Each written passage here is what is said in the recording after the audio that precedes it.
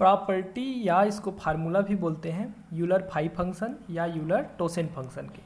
तो चलिए देखते हैं। फर्स्ट प्रॉपर्टी होता है इसका फाई ऑफ पी। पी क्या होता है?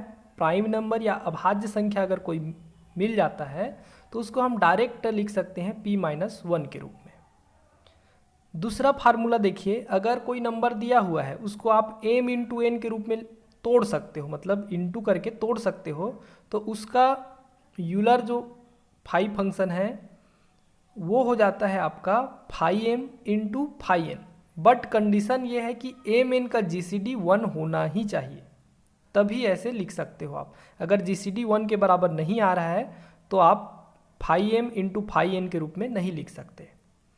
चलिए थर्ड प्रॉपर्टी देखिए, फाई ऑफ p के पावर n। p जो है प्राइम नंबर है, अभाज्य संख्या, और उसके पावर में अगर n आ जाता है, मतलब इस रूप में लिख सकते हैं, तो इसका भी डायरेक्ट हो जाता है p के पावर n माइनस p के पावर n-1। तो ये आपका थर्ड फार्मूला या प्रॉपर्टी है।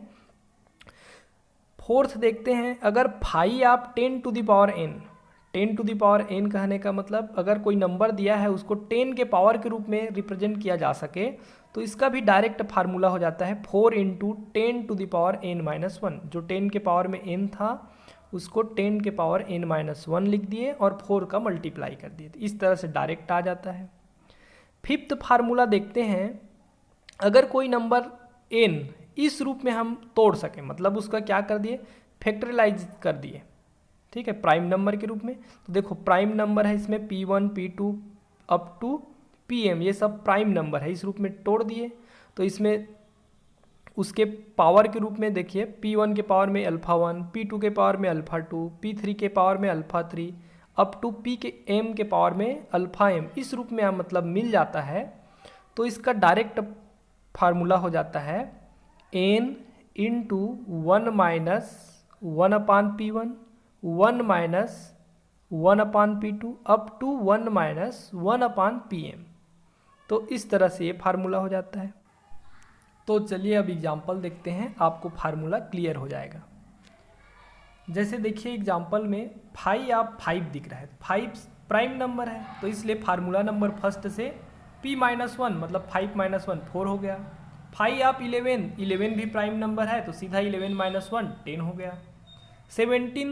17 भी एक प्राइम नंबर है, इसलिए 17-1 16 हो गया। चलिए सेकेंड एग्जाम्पल देखिए, फाई ऑफ 36।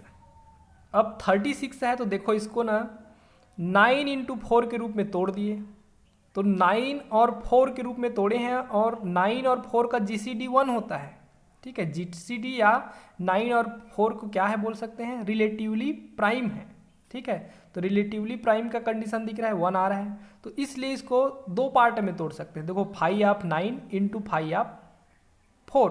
अब देखो फाई ऑफ 9 मतलब क्या हो जाएगा, फाई ऑफ 3 के पावर 2 में लिख दिए। अब इसके लिए जो थर्ड फार्मूला आपको बताए हैं, फाई p के power n equal to p के पावर n माइनस p के पावर n-1, उस फार्मूला से ये हो जाएगा आपका 3 टू द पावर 2 दिख रहा है n की जगह में 2, तो इसलिए 3 के पावर 2 माइनस 3 के पावर 1 इंटू फाई ऑफ 2 के पावर 2 के रूप में लिख दिए इसको 4 को, तो इसका हो गया 2 के पावर 2 माइनस 2 के पावर n-1, तो 2-1 1 हो गया। तो इस तरह से इसको सॉल्व करोगे तो 12 आ जाएगा। तो ऐसे फार्मूला का यूज किया जाता है। नेक्स्ट देखिए, जैसे फाई ऑफ 67, तो इसका भी डायरेक्ट 66 हो जाएगा, क्योंकि ये क्या है, प्राइम नंबर है। जैसे फाई ऑफ 3600, तो इसका देखिए कैसे होगा, फाई ऑफ 2 के पावर 4, 3 के पावर 2 इंटू 5 के पावर 2, मतलब इसको क्या करेंगे, पहले तोड़ देंगे, फैक्टराइज कर देंगे पूरा। फिर इसके बाद देखिए ये फार्मूला नंबर 5th से बन जाएगा। तो इसमें क्या क्या हो जाएगा, n 1 minus 1 upon p1, 1 minus 1 upon p2, 1 minus 1 अपान p3, ऐसे आएगा। तो देखो यहाँ पे p1 p2 p3 के रूप में 2 3 और 5 दिख रहा है, तो सीधा सीधा रख दिए। अब इसको जब सॉल्व करोगे तो ये आंसर आपका आ जाएगा 960 के रूप में। और एक एग्जांपल देखिए, जैसे 5 आप 1 0 0 0 0 0 ऐसे है, तो इसको क्या कर सकते हैं, इसको लिख सकते हैं आप डायरेक्ट 5 आप 10 के पावर 5। अब देखिए ये फार्मूला नंबर 4 से सीधा सीधा दिख रहा है आपको, तो इसका डायरेक्ट क्या हो जाएगा 4 इंटू 10 के पावर 4। तो इस तरह से आ जाएगा आपका 40,000। चाहते तो इसको हम फैक्टराइज करके भी बना सकते थे। तो यही है 5 फार्मूला है, आप जो भी फार्मूला का यूज करके आप सॉल्व कर सकते हो। तो ये आपके लिए कुछ क्वेश्चन है, ज़रूर सॉल्व करके देखिएगा। Thank you.